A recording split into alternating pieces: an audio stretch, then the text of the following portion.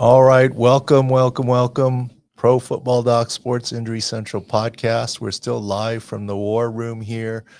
One game left. Eagles kneeling down against the Chiefs right now. And let's go over the injuries for the day. We got extra helpers here, including Davis. Come here, Davis. How'd your Chiefs do today? That's cold, dog. Starting off like that. Chiefs red. Okay, yeah. All good. All right, so lots of injuries to discuss here. The new format is to get out what we know already ahead of Sunday Night Football. We'll recap tomorrow some of the injuries and so forth and things that happened. But let's, as people join us, a couple of topics. One topic that we talked about a lot, or people were talking about, the extreme heat of Miami. Oh my gosh, the visiting team is in the sun. And we said New England was the healthier side compared to Miami. When it's 86, 7 degrees or whatever it is out there, it's not that big of a deal than if it were 95 and 90% humidity. So yeah, I don't think it was that big of a deal today. New England prevailed. Well, I want to say something too. I think like does it really matter when your team's like not great either? Like they have a lot of injuries. Do the injuries outweigh that kind of stuff? Look, I remember one year in Miami and Ricky Williams was playing for him and he killed us in the second half, and it was a very hot and humid game. That was definitely a heat game, yeah. And in the sun, that was a big deal. But I don't think that's the case. It wasn't even that hot, and right. And it's not really a climate change. New England is not exactly, freezing right now. So all good there. So let's go through your list. Well, the number one topic everyone's asking about. We've done a video already on it. Just clarify the takes on, you talked about, we're all rating red here. Talk about the Bengals, orange, and Joe Burrow. Yeah. Look, in game, we already posted a video of Joe Burrow and saying turf toe. Now we're getting early confirmation from several sources of turf toe, left turf toe. Admittedly, it took us a while to find the video, but once we found the video, left turf toe. So what is a turf toe? It's an injury to the ligaments in the toe. So it's not breaking news to say turf toe and there are ligaments injured. That's what a turf toe is. The key here is there injury to the plantar plate? If there's injury to the plantar plate and separation, or what we call retraction of the sesamoids, then surgery comes into play. That obviously would be horrific news for the Bengals. That's the worst case scenario. He was seen in a boot and one crutch. I'm hoping for the mid scenario. I don't think this is a 1-2 week deal. This is a 4-week, maybe 6-week deal. This is an IR then for him. I think it'd be, if I were a Bengals fan and you told me it was 4 weeks of IR and then he's back, I would take it at this point in time because it could be worse than that. Okay. I think it's multi-weeks at this point in time for Joe Burrow. Left foot turf toe. And if you go to the original video on Twitter, we actually showed it to you. We found it. Alex and crew found it and slowed it down and talked about it. Look, it is ligament damage to the toe. And, they won the game, so that's good. Jake Browning came in and still won the game. The other thing I want to say is I take great humor. We know the bussing with the boys guys. They're fun, right? They made a comment of Joe Burrow walked off something like Cincinnati doesn't have a cart. Yeah. I guarantee you they have a cart. There's a cart for each sideline. It's part of NFL protocol. But they do have an MRI machine in the facility. They're the only team in the NFL, and Joe Burrow reportedly got an MRI. We were already saying he's done, and people were saying MRI like they're going to see if he's coming back in. You're not getting an MRI to see if a player is returning. An MRI is to diagnose how many weeks he's out and what you need to do. It's tape and injection and plantar plate, or a plate in the shoe, etc., to get back to trying to play. So we knew he was out, and he did get ruled out. But Cincinnati is the only stadium. The MRI, I've been there, is actually in the stadium. Right. In Kansas City, it's across the parking lot. New England, in the nearby area. You've used MRI before, right? I've used it before. Yeah. It is actually in the stadium. Mm-hmm. So you can say, look, the Bengals aren't cheap. They got an MRI. But let me let you in on a secret. That MRI machine is not dedicated to just the Bengals in football. It is open. What's 17 minus, actually not 17, 9 minus 365. It's open to the public. Yeah. Monday through Friday and Saturday and evenings. It is a public MRI facility that any doctor can refer to. Mm-hmm. It just happens to be in Paycor Stadium. Right. There's an out-facing door. It's to the general public. Look, you can install a couple million, $3 million MRI machine and just have it on standby just on Sundays. Nobody does that. It is a money-making facility that's rented out. Now they shut it down for games. And yes, they will allow teams to use it. As a visiting team, I used it once in game instead of sending a player to the hospital, etc. So that's the story on the Cincinnati Bengals MRI machine. Before we go to an injury that happened today, I guess the logical next thing is the next turf toe injury for a quarterback that we're dealing with, right, is Purdy. He plays the Cardinals this week. Your thoughts on his availability, or is this still a multi-week injury like they've discussed? I think Brock Purdy Purdy played through his injury. Right. And Kyle Shanahan initially said 2 to 5 weeks, and we thought it was always closer to the 2-week mark. They did not put him on injured reserve.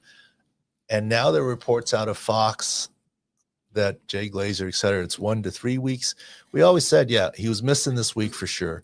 Next week, he'd be lucky to play, and we're hopeful that he'd play the week after that. That is about where Brock Purdy is. Next, the quarterback injury we dealt with today, Doc, is Justin Fields. Tell me, we don't, concussions are always different. Tell me your thoughts on his availability going to the Buccaneers game this Sunday. Concussions are like snowflakes. No two are the same. It's my favorite line. You can't judge that just by video and how bad it is. But statistically, it's about 50-50 to play next week, right? It's about 50-50. Let's hope he gets cleared in time to play. But here's the question for Aaron Glenn. Is Justin Fields your starting quarterback if he's not practicing most of the week, if not all the week? Does that enough to make Tyrod Taylor the starter? That's interesting. That is the point in question here. And he's a veteran, same play style. It's easy fit, I would say. The Chiefs game just ended. If you're Jalen Hurts and you don't practice all week, or you're Patrick Mahomes and you don't practice all week, and you get cleared Friday or Saturday from your concussion, you're still the starter. I'm not hating on Justin Fields. It's just a question mark. You're new to the team, new system. Are you better off with Tyrod Taylor, a vet, getting practice reps, or Justin Fields, not getting practice reps? So with that in mind, I lean towards it's not Justin Fields this next week. Not because his concussion is certainly bad or whatever. He does have a history of seizures. That's not a big deal related to this at all. There was something from the Sugar Bowl where he may or may not have been concussed. That was years ago. Right. I think it's more about practice reps and being new to the system that maybe tilts them to not have Justin Fields this week, even if he gets cleared. Next one I had, Doc, just walk me through the collarbone injury from Jayden Reed that happened on Thursday. Packers played the Browns. He obviously is missing multiple weeks. Yeah, we talked about it being 6 to 8 weeks after surgery, and that's the number right now. So right collarbone, clavicle fracture, plate and screws. He might be able to return a little bit earlier, but 6 to 8 weeks is fairly standard. That gives his foot a little more time to get healthy. Unfortunately, it's bad timing related to Matthew Golden, the fact that Christian Watson is still not ready to go, really, although he got an extension to his contract. But Jayden Reed will be back. And look, the Packers are probably playing the long game here, right? They look like they're one of the favorites so far in the early season. You spoke on MRIs, and I think we've talked about before how we don't even know how many MRIs that could possibly happen. Talk to me about, speaking of another Jayden Daniels and his MRI he had earlier this week. Well, MRIs are given out like candy at Halloween. All right. I mean, You have no idea how often players get MRIs. We did it all the time. It's even more and more now. We saw the play where Jayden Daniels got hit on his right side, right leg, right knee. I don't think there's structural damage. Is he sore? Sure. Did he limp a little bit? Yeah. I mean, it's football. It's the collision sport of football. I think he's more hurt than injured. I would be very surprised if he misses time or doesn't play. Is he as agile as normal? Maybe he's a half step slower based on soreness and swelling in the knee, but I would not expect any structural damage.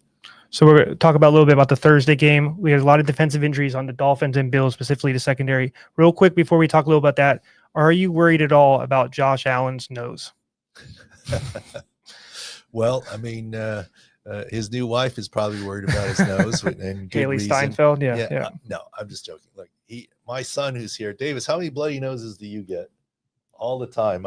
I got Davis is pitching on the mound in baseball, and he's got a bloody nose, and he's got pledgets in his nose trying to pitch. Mm-hmm. Not a big deal.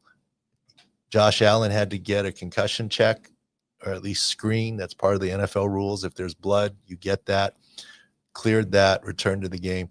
But as funny as it sounds to have these funny cotton stuffed up your nose, doesn't affect play at all, because most athletes are mouth breathers. Mm-hmm. And it's statistically, you get much more air through your mouth than the nose, which is why, no offense to the GOAT Jerry Rice, the Breathe Right strips really didn't do anything. They looked cool. They look cool. Flaring your nostrils. First of all, back in the day when you put on Breathe Right strips, people put them up way too high on the hard part of their nose. It needed to be on the flare, lower part, anything. Yeah. And even then, it's just small percentage points. Yep. That was not a real thing. And by the way, for people who didn't know, Breathe Right paid athletes to wear the Breathe Right strip, and it actually became cool. Because they knew it wasn't really maybe doing anything. They knew it, like the selling part, marketing, they could just do it. Well, I mean, there's different fads, and they would color him. And my son does eye black in different patterns. Right. Plays ball, and it's cool. It's all good. So the Chiefs, you mentioned, this is the 0-2. They're literally putting on the screen in front of me. First time in his NFL career. I'm sorry to your son to mention that stat right here. So Chiefs play the Giants on Sunday Night Football this coming up week. Tell me your thoughts on Xavier Worthy, and he can play through his shoulder injury.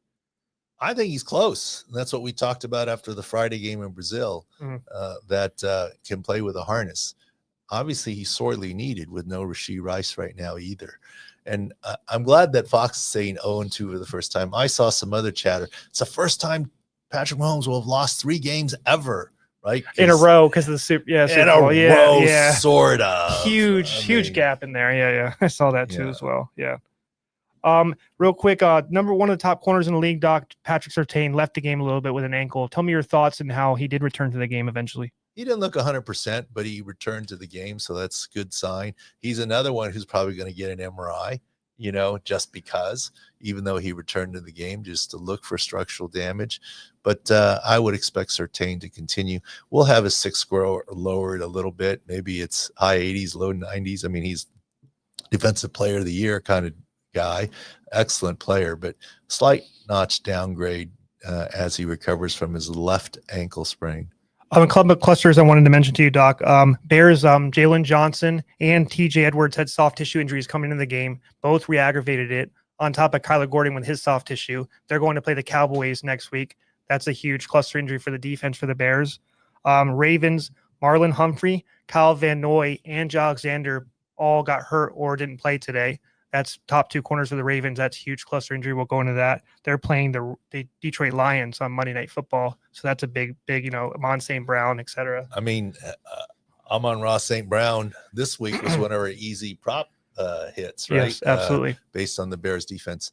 So let's talk about TJ Edwards a little bit. Yes. I am not at all second guessing the Bears medical staff, who I know and think they're really good doctors and athletic trainers. But here's the thing with NFL. Mm-hmm. You always want to get people back sooner. One of the hazards of returning sooner is re-aggravation of the original injury. If you're at 85 or 90% and can play, and then TJ Edwards is chasing down a player in the open field and pulls up with his hamstring again. Right. I hate to say it, there's a chance he goes on IR now because it's an aggravate, depending on how bad it is. Once you have that setback, there's the fool me once and then fool me And twice. Jalen Johnson saying, was a re-aggravation of his groin. Yeah. So, re-aggravations happen. Mhm. And this is why I always say NFL sports medicine is like driving an Indy car. Anyone can say, step on it and let's go 200 plus miles an hour on the straightaway. Right. And anyone can slow down and navigate a turn. The key is to know when the curve is coming when you're on the straightaway to slow down so you don't slam into the wall. And the key is when you're exiting the turn to step on it to get up to speed for the straightaway. Mhm. So there's times to slow down and times to speed up. That's the tricky part. I'm not second guessing what they decided to do, but fans say, why not sooner? Why not sooner? This is one of the why not sooner type situations. One more matchup I wanted to mention, Doc, before we go. We brought up in past podcast Jack Conklin and his eye and an elbow. He has a big matchup against Micah Parsons in Green Bay next week. Your thoughts on his availability?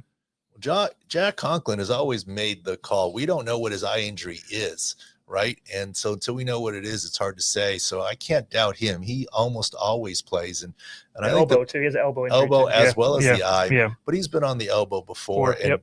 the Browns missed him this week. That's all I can say. You know, the Browns definitely missed him this week against the Ravens. Any last thoughts, Doc? That's everything I have wrapped up for you here. Well, that was quick, and I'm all good with that. How many injuries on your injury tracker today, Charlie? 63. 63 injuries that we're tracking. Mm-hmm. A little more than last week. 59 last week. 59 last week. You're at 70 now? 67 now. 67 there you go. now. Yeah. 67? Okay. You did it on purpose. Was it really 67, or you just wanted me to say that? I don't believe it. It's the cool kids that are yes. You sure it wasn't 41? Oh. Okay, no, whatever. Let's move on. Let's move on from that. All right. But, you know, Joe Burrow's the big one. And the big one we have tomorrow is Brock Bowers. Okay? Yes. I still think he doesn't play. I mean, even though Pete Carroll's saying nothing to see here, we're all good. What is your nickname for him again for the 900th time? Pollyanna Pete. I mean, it's fine. I like Pete Carroll. I actually like him a lot. He's a good guy. And I think it's really interesting. This is a rehash of the rivalry. Mm-hmm. Yes. Harbaugh and Pete Carroll don't like each other. They hate each other. Yeah. I like Pete Carroll. I love Jim Harbaugh. But this goes back to Stanford USC days when USC was dominant and Stanford came up they and upset got him. Yeah. Upset him and Jimmy being Jimmy talked a little bit. But in any case, and then guess what? Pete Carroll in Seattle, Jimmy in San Francisco, and now AFC West. It was NFC West. Now it's AFC West. Raiders and Chargers. Jimmy Harbaugh, Pete Carroll. So I think that'll be interesting. But I don't think Brock Bowers is playing. And they haven't released any props for Brock Bowers or Michael Mayer, his backup. And I guess before we go, because Sunday Night Football hasn't gone yet, one of the biggest Delta drops of the year is the Minnesota Vikings, 7.9 drop because of Blake Cashman, Andrew Van Ginkel, linebackers 1 and 2. No Christian Darrisaw, no Harrison Smith. We'll see what happens. Atlanta's getting 3.5. And if you want to go for a pick, go to Sick Picks at sickscore.com. We have many more picks for the Monday night game as well, like you said, for Bowers and the Tampa Bay Texans game. I had a look. We haven't counted them all up yet, but it looks like a pretty good week here. And there still is, I think, the tail end of the guarantee winning NFL side season or money back. Go to sicscore.com. And the other thing is the player edge, and we'll go over it again tomorrow. We'll recap it all, has really been hitting well. I mean, the Chase Brown under based on the numbers, the JSN over, Sam Darnold over. Yep. Those are all good player edge things where we look at the health of the O-line against the defense, against the secondary, not just the health of the player involved in the prop, but the people around him on offense and defense. So go to sicscore.com for that. All right, guys, thank you. Anything else from the room or any questions for anybody? Are we forgetting anything here? Make sure to rewind and tune back in if you missed on Burrow and all the other guys we talked about before. And hopefully you're enjoying the halftime shows, Sports Grid and here. we got some pretty good winners from Steve Fezzik in the first half of games, and even the late session games. He steered people to some good winners. So thank you to Steve Fezzik here. We're trying to make that a regular feature here. Halftime injury chat still casually with single games, just with me. But when we're in the war room, we bring in Steve Fezzik and go over the multiple games today. Hectic morning of 9 games, 3 games in the afternoon. He told us Carolina. He said, don't be grossed out by it. And that worked. So there you go. Yeah, all good, all good. And he had some good earlier plays from the first set of games, early games. All right, thanks for listening and watching. And we'll do a recap tomorrow around 11 a.m. Pacific time, 2 p.m. Eastern. This will be mostly after the head coaches speak. Right. If there's any window washing or recap going on. But and then maybe we'll talk a little bit about the 2 Monday Night Football games tomorrow as well. Thanks for listening and watching.